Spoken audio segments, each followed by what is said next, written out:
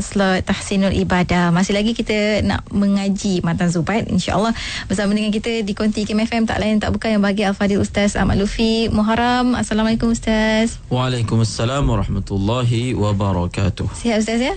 Alhamdulillah. Dan hari ni kita nak langkau sikit Ustaz. Kita tinggalkan sekejap bab siwak hari tu, dan sebenarnya kita nak membawakan rakan-rakan pendengar kita untuk terus kepada bab kurban untuk bait yang ke-930. Mungkin sebagai permulaan dan mukadimahnya, silakan Ustaz. Assalamualaikum warahmatullahi wabarakatuh. Bismillahirrahmanirrahim. Alhamdulillahi rabbil alamin. Wa sallallahu ala sayyidina Muhammad wa ala alihi wa sahbihi ajma'in, amma ba'd. Terima kasih kepada DJ bertugas Nurhayati Paradi, sidang pendengar IKIM yang dirahmati Allah Subhanahu wa taala. Lagi beberapa hari kita akan menerima kunjungan bulan Zulhijjah. Berbaki 6 hari lebih kurang daripada sekarang, kita akan menerima kunjungan bulan yang mulia, bulan yang digelar bulan haji, bulan Zulhijjah. Sebenarnya bulan haji bermula sejak daripada Syawal, Zulqa'dah dan juga 10 hari daripada bulan Zulhijjah. 2 bulan 10 hari ini adalah dipanggil bulan haji. Apakah yang dimaksudkan ia dipanggil bulan haji? Orang yang ingin mengerjakan haji, untuk niat ihramnya sudah boleh seawal bulan Syawal. Kalau dia pergi awal bulan Syawal dah pergi dah dan niat untuk melakukan haji, maka hukum ihramnya sah. Dia kena tunggu pakai baju ihram sampailah selesai tahallulnya.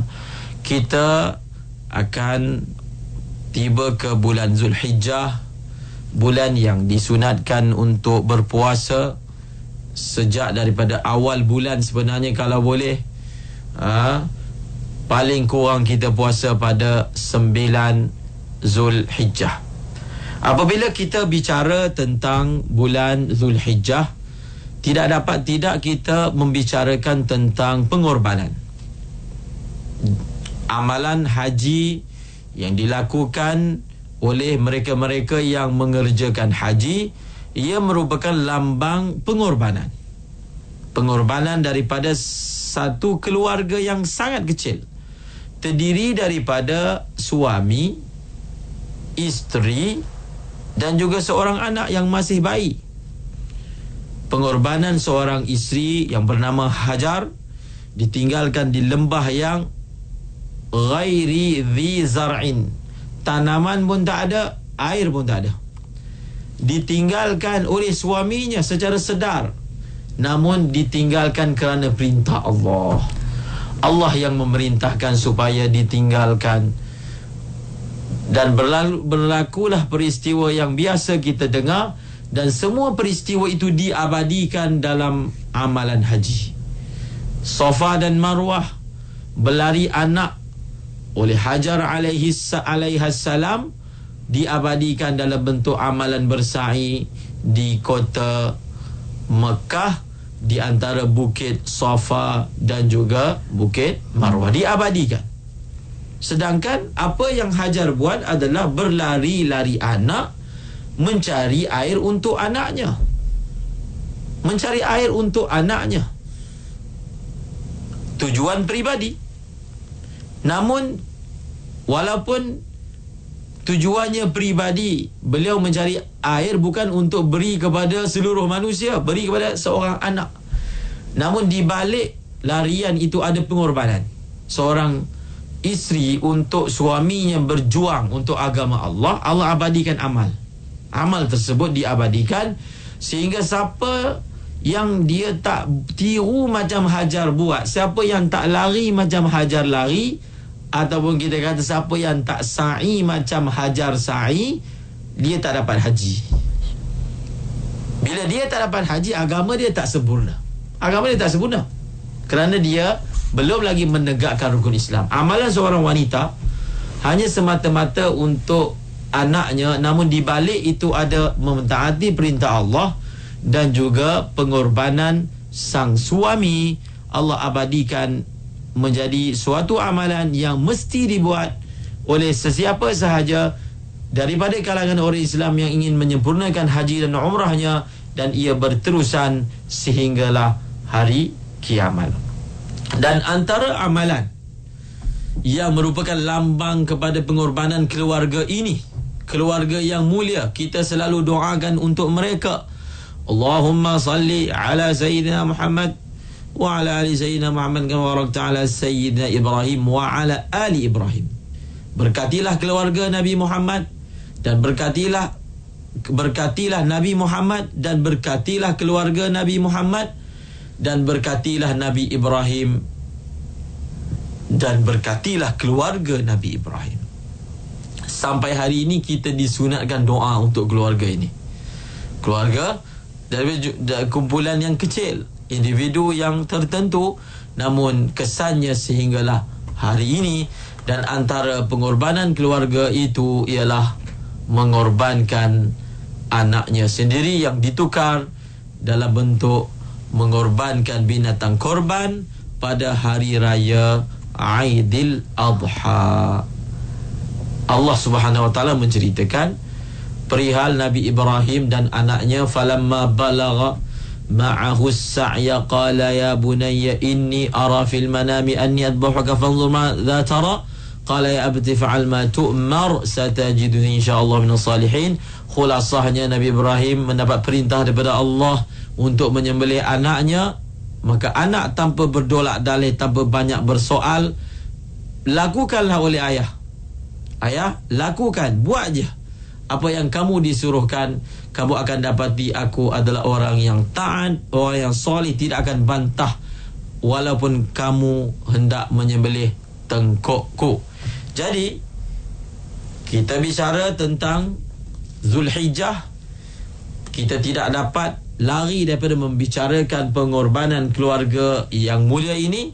Dan antara lambang pengorbanan keluarga itu adalah berkaitan dengan udhiyah ataupun korban binatang.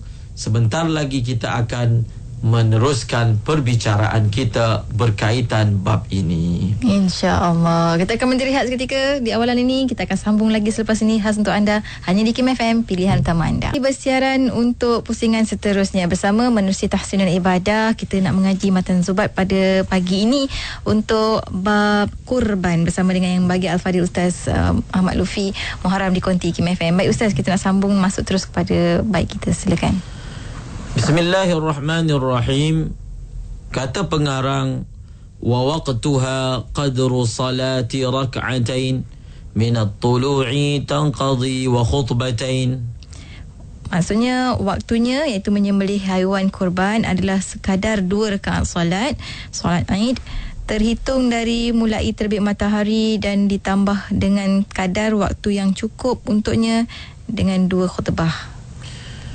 Wa waqtuha qadru salati rak'atain min at-tulu'i tanqadi wa khutbatain. Waktunya, waktu nak buat korban ni bila? Boleh ke kita nak buat korban awal? Tak sempat, saya tak ada waktu. Nanti 1 hari raya tak ada, 2 hari raya tak ada, saya nak sembelih sendiri juga, jadi buat awal. Belum sampai lagi 10 Zulhijjah kita dah mula sembelih. Ada waktunya, kena ingat. Waktunya bermula qadru wa waqtuha qadru salati rak'atain min at-tulu'i tanqadi bi khutbatain.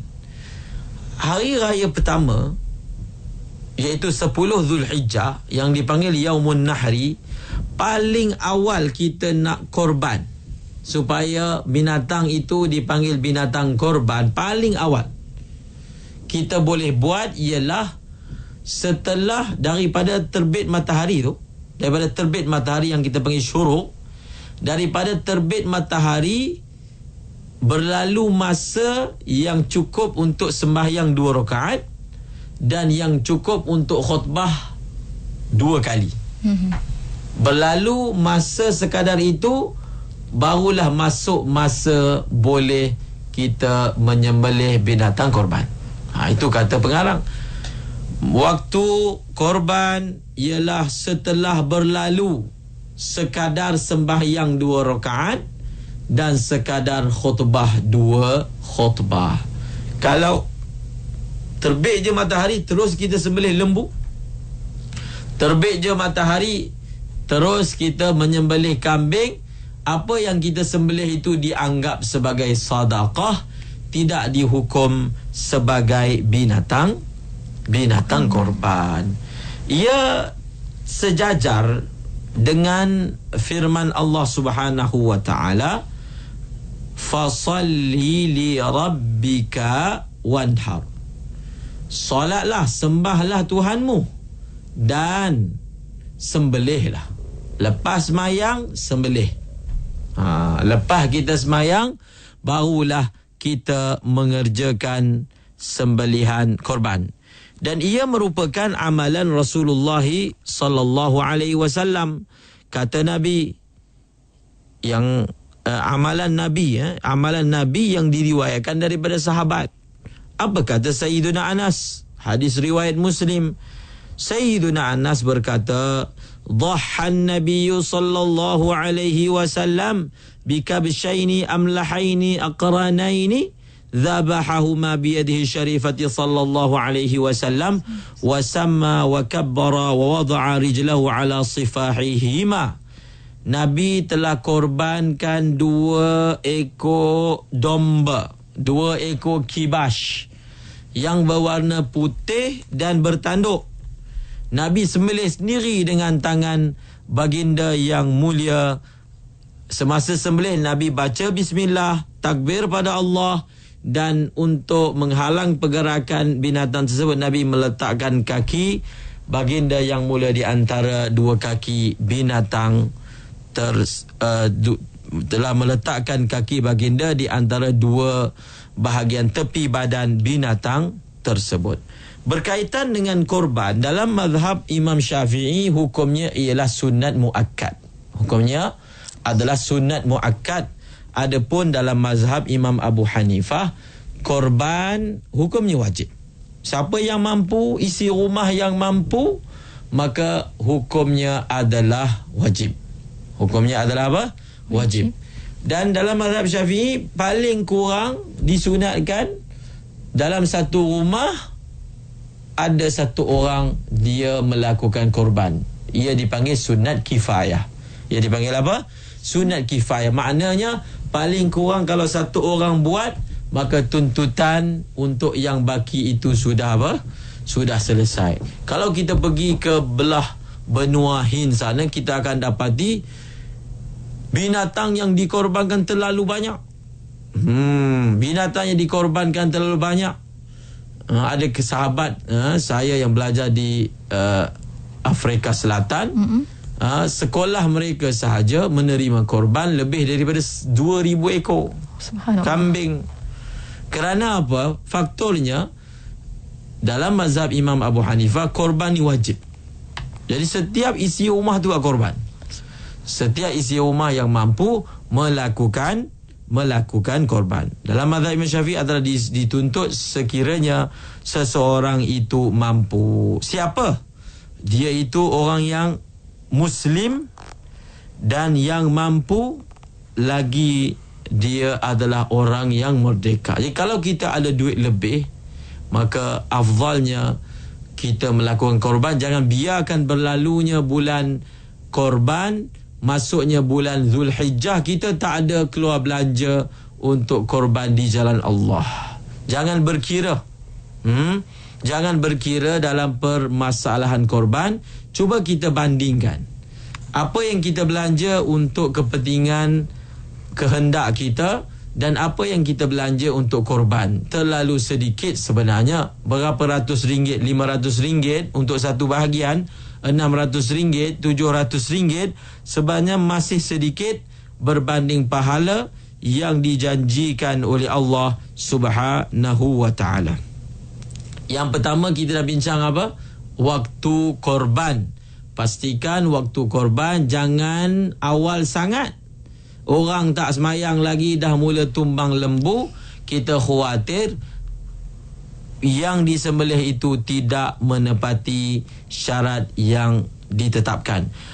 Seterusnya kata pengarang, wasunna min ba'di irtifa'iha ila thalathati tashriqi an yukammala. Dan sunnah menyembelih setelah matahari naik 1 tombak pada hari raya Aidul Adha iaitu 10 Zulhijjah hingga sempurnanya 3 hari tasyrik iaitu 11, 12 dan 13 Zulhijjah. Waktu mula boleh korban ialah apabila berlalu sekadar sembahyang 2 rakaat dan 2 khutbah. Itu waktu permulaannya. Paling afdal tunggu sampai matahari dah naik, dah habis waktu syuruk. Lepas waktu syuruk dah masuk waktu isyraq, waktu dah boleh sembahyang, lebih kurang 20 minit, barulah kita buat korban. Alhamdulillah, masyarakat kita apa yang diamalkan itu memang cukup syarat. Kita biasa sembahyang raya 8.30, kan? Ada tempat sembahyang raya pukul 9. Waktu selepas sembahyang raya itu memang waktu untuk korban telah masuk secara pasti dan secara jelas. Dan untuk hari raya haji ni, bagusnya kita sembahyang awal sedikit. Berbanding hari raya puasa. Sebab lepas sembahyang raya haji, kita ada kerja yang nak dibuat, iaitu kerja korban. Kerja korban, bagusnya kita tetapkan waktu yang awal, yang kita dapat masa yang lebih luas untuk menyelesaikan sembelihan korban kita. Itu waktu masuk. Waktu keluar, kira kalau siapa buat korban melebihi waktu ini tidak dianggap sebagai korban, iaitu waktu terakhirnya ialah apabila habis hari tasyrik. Apa maksud habis hari tasyrik? Hari tasyrik ada 3 hari. Hari raya kedua, ketiga dan keempat. Ataupun dengan erti kata yang lain, dengan perkataan yang lain, hari ke-11, 12, 13. Ini dipanggil hari tasyrik. Kalau tak sempat nak korban banyak sangat, 2,000 ekor, tak sempat nak buat hari pertama, kita bahagikan. Hari pertama sebahagian, hari kedua sebahagian, hari ketiga sebahagian, jangan lewat daripada hari ketiga. Dan hari ketiga itu pula waktunya ialah sampai tenggelamnya matahari pada hari yang ketiga daripada hari tasyrik. Kalau hari raya tu hari raya keempat. Kita boleh agihkan sembelihan itu sehingga 3 hari. An wahidin Da'nun lahu haulun kamal Au ma'azun Fi thalithil hauli Dakhal. Maksudnya sah dari setiap orang seekor domba yang memiliki usia 1 tahun atau kambing kacangan yang genap usianya 2 tahun menginjak usia 3 tahun. Bila nak buat sembelih, kita kena tahu apa yang kita nak sembelih. Boleh ke sembelih ayam untuk buat korban? Memang murah, RM7, RM10 dah boleh dapat. Ayam tak boleh. Dalam mazhab Imam Syafi'i, ayam tidak memadai. Binatang korban ni 3 je: unta, lembu, kambing. Unta, lembu, kambing. Selain daripada 3 binatang, kalau kita nak buat korban atas nama udhiyah, dia tidak akan jadi. Tapi kalau kita korban dengan makna kita sembelih nak bagi orang makan, sedekah, apa sahaja binatang yang halal, tak ada masalah. Kijang, rusa, tak ada apa-apa masalah. Untuk tujuan korban 3 jenis binatang sahaja. Yang pertama, unta, lembu, kambing dan juga kambing. 3 binatang ini pula ada syarat dia. Pertama, syarat daripada segi umur. Syarat daripada segi umur, Yang kedua, syarat daripada segi kualiti. Kualiti binatang itu sendiri. Kita mulakan dengan syarat segi umur. Ini saya ingin menarik perhatian mereka-mereka yang dipertanggungjawabkan oleh pihak masjid misalnya, oleh pihak surau misalnya, ataupun oleh individu untuk mencari binatang korban. Perlu tahu ilmu ini. Perlu tahu ilmu ini. Binatang yang nak dikorbankan itu ada syaratnya. Kita diberi duit oleh ahli masjid, ahli jemaah kita, diberi tanggungjawab untuk mencari binatang korban. Pastikan ia memenuhi syaratnya. Syarat yang pertama iaitu syarat yang berkaitan dengan umur. Apa kata pengarang? Kalau untuk satu orang, untuk satu orang, kalau contohnya kambing,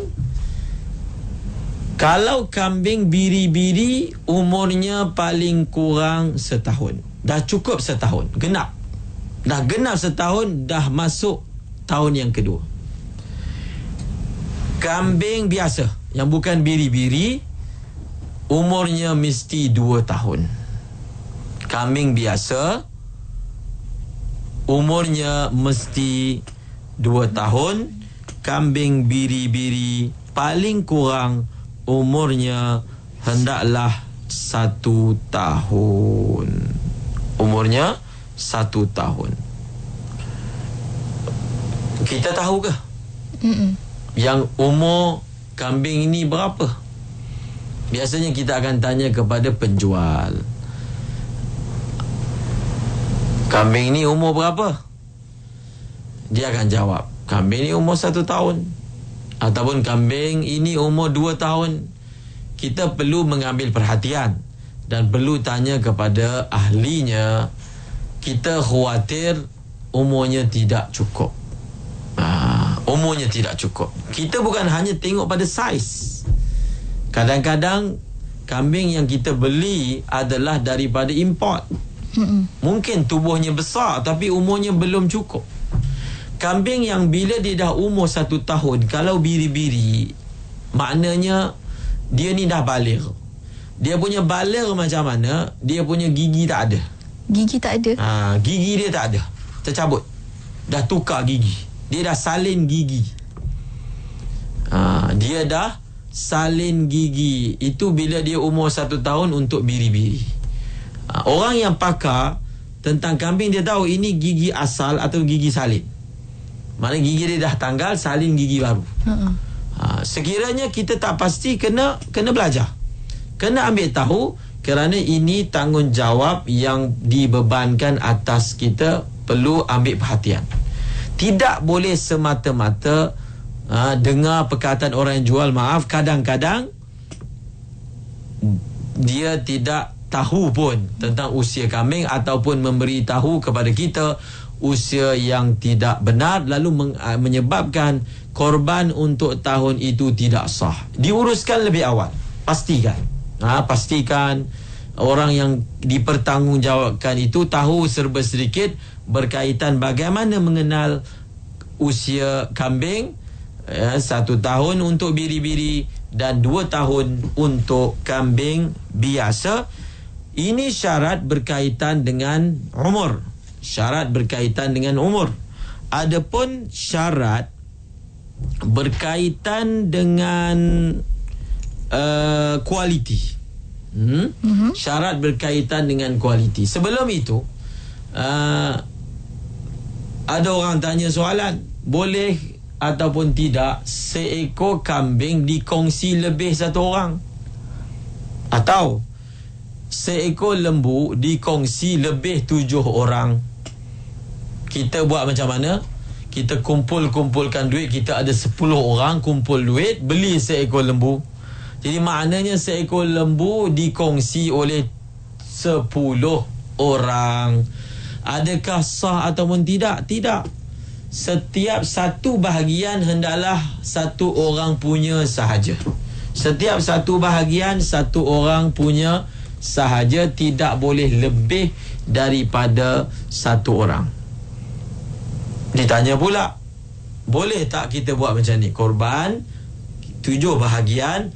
Bahagian pertama dia buat untuk makan sendiri, tumpang, mungkin harga lagi murah.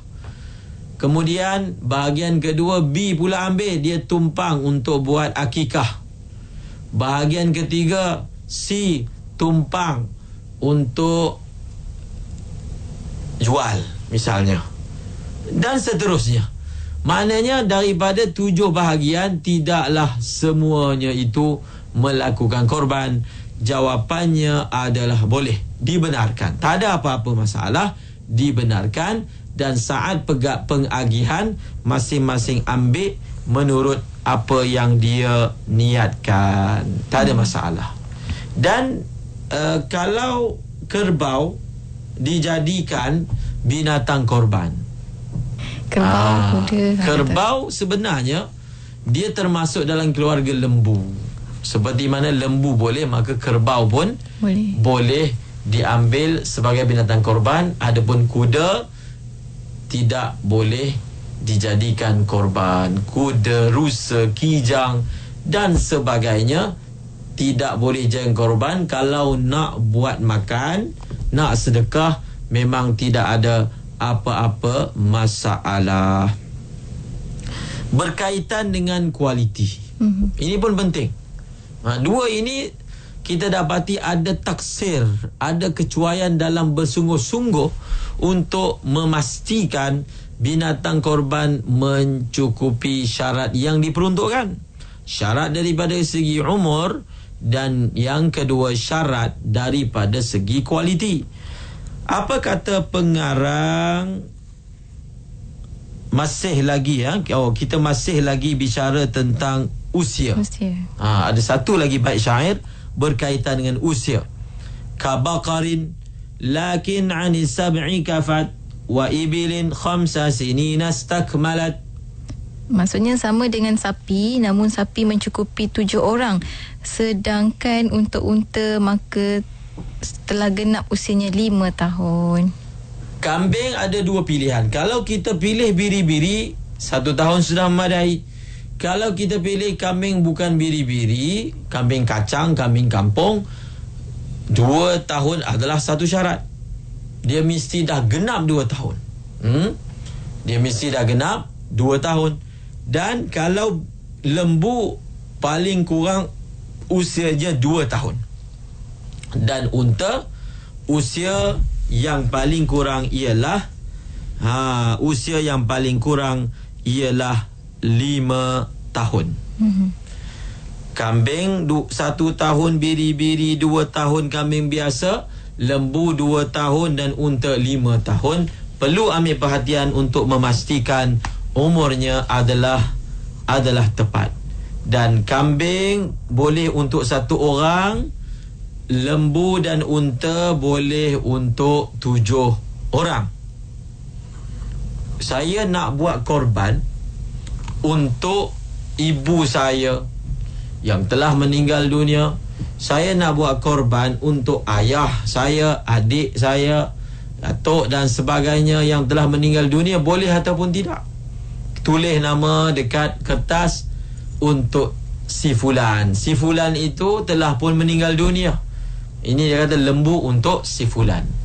Boleh ataupun tidak kita buat korban untuk orang yang telah meninggal dunia. Untuk apa? Orang yang telah meninggal dunia. Jawapannya boleh sekiranya orang yang telah meninggal dunia tadi ada wasiat. Dia wasiatkan, lepas saya meninggal dunia, buatkanlah korban bagi pihak saya melalui harta yang saya tinggalkan. Kalau dia ada tinggal wasiat, sah, boleh. Sekiranya dia tidak ada tinggal wasiat, kita letak nama dia untuk korban. Ada 2 keadaan. Satu, kita buat macam ni. Kita korban nama kita. Kita punya binatang. Kita niatkan pahalanya kepada si mati. Kita niatkan pahalanya kepada si mati. Kalau begitu boleh. Tapi kalaulah memang binatang ni si mati punya, kan, nama dia, bukan kita niatkan pahala, tapi memang nama dia punya, maka tidak sah dan tidak dibenarkan daripada segi syarak, kerana ada syarat yang ada syarat yang tidak lengkap. Syarat dalam binatang korban kita perlukan niat. Kita contohnya nak buat surprise kepada seseorang, kita beli binatang korban, kita tulis nama dia untuk dia pun tak tahu. Dah selesai sembelih, surprise kita bagi kepada dia. Jadi adakah boleh? Kita kena faham, amalan korban ni adalah ibadah. Innamal a'malu bin niyat. Sesuatu amalan itu hanya saja boleh berlaku sekiranya ada niat. Apabila kita yang beli binatang, kita punya binatang, kita buat untuk dia, mana boleh binatang tadi dikira sebagai binatang korban dia kalau dia tak ada niat? Dia tak ada niat, dia pun tak tahu apa-apa. Semasa disembelih itu memang tak ada niat apa-apa, maka binatang tadi tidak dianggap sebagai korban bagi pihak si fulan yang kita ingin buat surprise kepada dia. Kalau kita nak buat juga kepada dia, nak bantu orang buat korban, ada beberapa cara. Pertama, kita bagi duit pada dia. Ni duit, contohnya pada anak kita, ni duit RM600, ayah bagi, kamu pergi dekat setiausaha masjid, serahkan, letak nama, isi borang, kita ambil satu bahagian untuk kamu. Ataupun kita belikan kambing, bagi kat dia, kan? Maka dia korbankan kambing itu untuk diri dia sendiri. Adapun kita melakukan korban tanpa pengetahuannya, tanpa diberitahu kepadanya, maka binatang tadi tidak dikira korban bagi pihak orang yang kita maksudkan. Jadi itu dia perkara berkaitan dengan korban. Kena pastikan, kena pastikan. Jadi orang yang menguruskan urusan korban perlu memberitahu perkara ini kepada ahli jemaah. Kita perlu menyebarkan knowledge yang betul, maklumat yang betul kepada masyarakat. Contohnya dia datang, saya nak buat korban untuk si fulan misalnya, untuk si mati misalnya. Kita terangkan dengan baik apakah syarat-syaratnya. Kalau korban niatkan pahala, memang tak ada apa masalah. Tapi kalau memang namanya itu milik dia punya, tanpa ada wasiat, segi hukum korbannya tidak dikira sebagai korban. Walam tajuz bayyinatul huzali wa maradin wa arajin fil hali wa naqisul juz'i ka ba'di udhnin aw dhanabin ka awarin fil aini awil ama aw qat'i ba'dil aliyati wajaza naqsu qarniha wa khusyati. Dan maksudnya, dan tidak sah, iaitu haiwan sembelihan yang nyata sekali kurusnya dan yang sakit juga yang pincang, walaupun kepincangan itu baru terjadi ketika tiba saat penyembelihannya, atau kurang anggota badannya seperti sobek ataupun tercuil sebahagian telinganya atau sebahagian ekornya, seperti juga buta sebelah matanya, atau buat kedua matanya, atau terpotong sebahagian punggungnya, namun boleh atau sah kurangnya tanduk. Pada bait syair yang ke 934 walam tajuz bayyinatul huzali wa maradin wa arajin fil hali. Tidak boleh, walam tajuz, tidak harus, tidak memadai binatang korban yang nampak jelas kurusnya. Yang nampak jelas kurusnya disebut di sini sebagai huzal. Apa maksud nampak jelas kurusnya? dia punya kurus sampai tinggal tulang. Walaupun cukup umur, Ustaz. Walaupun cukup umur. Itu umur. Sekarang kita perlu satu lagi syarat, iaitu berkaitan kualitinya. Berkaitan apa? Kualitinya. Jadi jangan sampai dia sakit, kurus sampai tulang sahaja yang tinggal, kita korban tidak boleh dan tidak memadai. Dalam satu riwayat yang diriwayatkan dalam Sahih Ibn Hibban, arba'un la tujzi'u fil adahi al-awra'u al-bayyinu awaruha wal maridatu al-bayyinu maraduha wal arja'u al-bayyinu arajuha wal ajfa'u. Ada 4 jenis binatang yang tak boleh, tak cukup syarat untuk buat korban. Yang pertama, yang matanya itu, matanya jelas kejulingannya, dan yang kedua, sakit yang nampak sakitnya, yang tempang yang jelas ketempangannya, tidak dibenarkan oleh syarak. Di sini yang pertama disebutkan oleh pengarang, iaitu dia ini huzal. Oleh kerana terlalu kurus, tulang sumsumnya pun dah tak ada daging, kan? Terlalu kurus sangat, tidak dibenarkan daripada segi syarak untuk dijadikan binatang korban. Yang pertama. Yang kedua, sakit. Dalam riwayat Ibn Hibban tadi, al-maridatu al-bayyinu maraduha.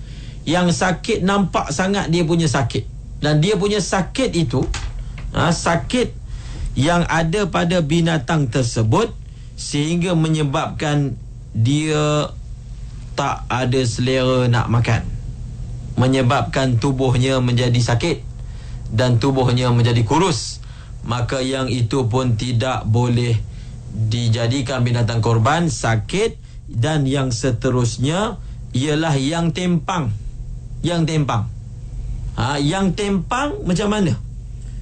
Yang dia ini nak berjalan payah. Kalau dia berjalan nak pergi makan, maknanya binatang-binatang lain, kawan-kawan dia mengatasi dia, mendahului dia, dia tak boleh nak pergi cepat. Dan dalam keadaan tempang ini sudah tentu akan mengurangkan prestasi makanannya, kerana dia tak dapat makan dengan baik. Maka binatang ini tidak boleh dijadikan binatang korban. Lagi, wa naqisul juz'i ka ba'dhi udhunin au dhanabin ka awarin fil ain. Terjemahannya, atau kurang anggota badannya seperti sobek atau tercuil dengan sebahagian telinganya atau sebahagian ekornya seperti buta sebelah matanya. Ingat kaedah ini, kekurangan yang ada pada binatang korban yang mengurangkan dagingnya. Kekurangan yang ada pada binatang korban yang mengurangkan dagingnya, walaupun sedikit, akan menyebabkan binatang itu tidak boleh dijadikan binatang korban. Tengok apa kata pengarang, wa naqisul juz'i ka ba'dhi udhunin. Ada kurang, ada sobek satu juzuk daripada tubuhnya walaupun sedikit. Contohnya, sedikit daripada bahagian telinga. Anggota-anggota yang kecil ni, sedikit sahaja kurang dagingnya, maka ia akan memudaratkan. Telinga contoh, ekor, punggung, dia punya kantung susu. Ini kalau ada sedikit daripada bahagian tubuhnya, bahagian daging. Kalau bercala tak ada masalah. Tapi kalau sampai tersobek bahagian dagingnya, maka binatang tersebut tidak sah dijadikan korban. Oleh kerana itu, kita kena hati-hati masa kita nak tarik binatang. Jangan seret di atas tanah. Seret mungkin bawah tu ada paku. Allah. Mungkin ada batu yang tajam. Bila kita seret, kita khawatir ada tersobek kulitnya. Tersobek kulit dan dagingnya, menyebabkan binatang yang kita nak sembelih ini masa sampai elok, tak ada masalah apa-apa. Tapi dengan sebab kekasaran yang kita lakukan semasa sembelih, mungkin kerana kasar kaki dia dah jadi patah misalnya, kan? Ataupun dengan sebab kekasaran ada bahagian tubuh yang tersobek dagingnya, maka hukumnya tidak sah. Khususnya bahagian telinga. Bahagian telinga perlu diberi perhatian dengan baik. Kita memang selalu lihat kambing yang sampai, lembu yang sampai, telinganya tersobek. Telinga kalau tersobek walaupun sedikit, tidak sah digunakan untuk binatang korban. Biasanya telinga ni tersobek kerana tag yang diletakkan di telinganya. Daripada Australia di tag, masuk Malaysia ditukar tag baru, kemudian daripada port sampai ke kandang ditukar, sehingga 2-3 kali ditukar tag yang menyebabkan ada sobek yang banyak di telinganya. Kita tengok, kalau lubang yang ada pada telinga binatang korban, lubang yang tidak menghilangkan daging. Apa maksud dia? Bila dibuat lubang di telinga, kadang-kadang daging itu tak tercabut, dia hanya daging itu telah pergi ke sekeliling tag tersebut. Maknanya dia pergi ke tepi. Dia mengecut. Bukan tercabut. Kalau keadaan tag seperti itu, lubang seperti itu, tak ada masalah. Tapi kalau contohnya tercabut, memang ada daging yang tercabut, untuk tukar tag baru ditarik sahaja bahagian telinga kambing tersebut, ditukar tag baru. Jadi kita boleh nampak, kita boleh bezakan antara lubang yang menghilangkan daging dengan lubang yang tidak menghilangkan daging. Kita boleh melihat perbezaan antara kedua-duanya. Pastikan telinga binatang korban jangan sampai ada bahagian yang tidak ada dagingnya, walaupun sedikit. Walaupun sedikit, tetap tidak dibenarkan. Ia akan merosakkan binatang tersebut daripada boleh untuk dikorbankan.